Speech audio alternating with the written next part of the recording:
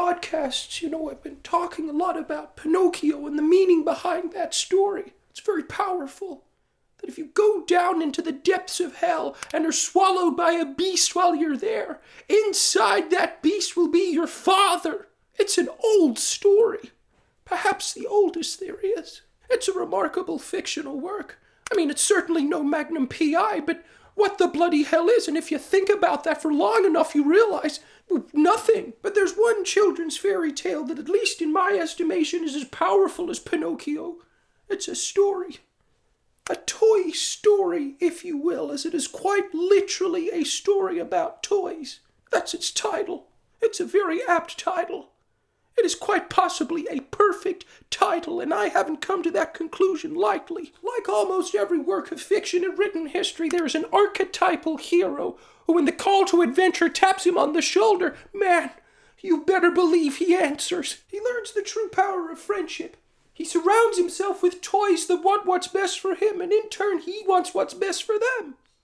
That's good. And when I say good, I don't mean good in this way that nacho cheese shapes might be good, although they might be good, and if they are, good for them. It's a more fundamental good than even that, and it's embodied in Toy Story's main character, who, if you haven't seen the film, by the way, is Ham. He and his technologically advanced rival, let's say, who Ham is very weary of. He doesn't like change. Well, he likes change in the monetary senses. He's a piggy bank. He's cursed with that original sin, but he doesn't like change in the societal sense. And he especially doesn't like change when it manifests in his position as top toy in the hierarchy being taken from him. Wrongfully. Well, at least in his own estimation, however imperfect that might be. But it's honest. And honesty is something. God knows that's better than nothing. As a clinical psychologist, I've been around people with nothing many, many times, and I'm here to tell you that that is not good. What possible reason could you have to leave the confines of your mother's attic if you have nothing? Therefore, Andy's room isn't just an attic physically, although it is. It's also a metaphor. One you damn well better pay attention to if you have any care or concern for your life at all. The natural distrust of the organic hating its own creations goes a lot further in Toy Story than it does in Pygmalion or Blade Runner, because it dares suggest that the mechanical can teach us to reach greater heights, while the organic can keep its creations grounded. It can teach us to fly, and we can teach it to fall with style. RC is the yin to Ham's raging yang. Or perhaps it's the other way around. That's what's so beautiful about this symbol, because it's not about being right. It's about acknowledging that there is a delicate dance between order and chaos and respecting that. There's a very interesting side character in Toy Story who's an emerging hero. It is perhaps the only travesty of this film that his character isn't explored more, because if you are not going to push up the next generation of heroes, that generation will only have tyrants to look up to. Sid is one of those tyrants. And if you want a real-world example of a Sid, take your pick, man. The obvious example is Justin Trudeau. He's also a tyrannical child. A child who sees other human beings not as men with their own volition and will, but as mere toys. Toys to be fit and twisted into his own cruel machinations. And that's what's perhaps most terrifying about your Sids or your Trudeaus, is that their intent is very clear. To make as much chaos in the world as possible, and that is a scary villain to face, man, because if your goal is to be a hero, how do you even defeat a villain who wants to defeat himself? He doesn't want to win. So even if you do win, you've handed him his victory by default. He set up the game, no matter how sick it might be, so that he can't lose. And you weren't even aware you were playing it. That's what's so important about Toy Story. It reminds us that there are forces in the world that we can't control, that we can't possibly defeat. The best we can hope for is to fend them off for even a moment, but that requires not playing dead. You have to become alive as possible to fight that, to become a man.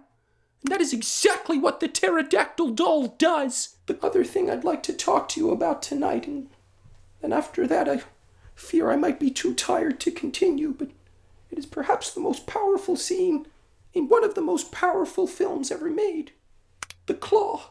Think for a second what that represents. A society that has turned its back on what it cannot see and worships only what it can. That's a recipe for disaster in itself, by the way, but to compound that, with replacing God with a bunch of gears and pistons. A mere tool to children who are overstimulated and don't have a grounded concept in what's right or wrong, yet they are pure chaos.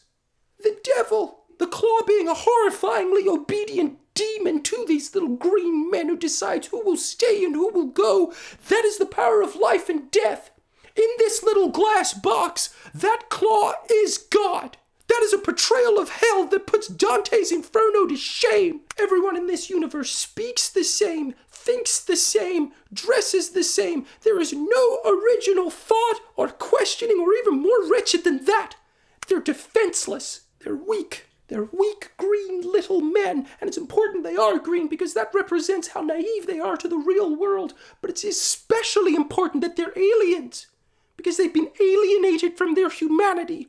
And as such, when they are exposed to the real world, they'll be thrown to the dogs. It's a warning to cultural Marxists everywhere that I'm under no illusion they'll take heed to. But that is their utopia. That claw machine in Pizza Planet. I visited Moscow in the 80s. It's the closest thing humanity's created to that societal hell. So I've been inside that claw machine. I was Woody. Bucko. I knew the world outside was filled with delicious snacks and fun games and children's laughter. But Woody and I had the same horrific realization that these aliens not only weren't interested in the outside world, they liked their hell. They stoked the flames of their own damnation. They didn't want to know about salvation. They didn't even want to know what children were. All they cared about was this claw, this man of steel. That's why Toy Story is the most damning critique of Soviet society there is. It makes the Gulag Archipelago look like child's play by ironically making a story about child's play. That's why if this video gets over 30,000 likes, I'll be analyzing an even greater childhood story. Air Bud, Godspeed, little dog friend. It depends on whether you're willing to take the call to adventure. If you're willing to face the dragon in the eye that is that god-awful like button at the bottom of the screen and destroy it. Destroy it even harder than I destroyed Kathy Newman, which that's pretty damn hard. If you really are an emerging hero, I wouldn't wish that like button's fate on even my own worst enemy. And once you've maintained that monster, man, all that dragon's treasure is yours that you can reap by clicking the subscribe button. Okay, so I think that's all I'll say for now. I'm getting tired. Please share and comment below. Comment.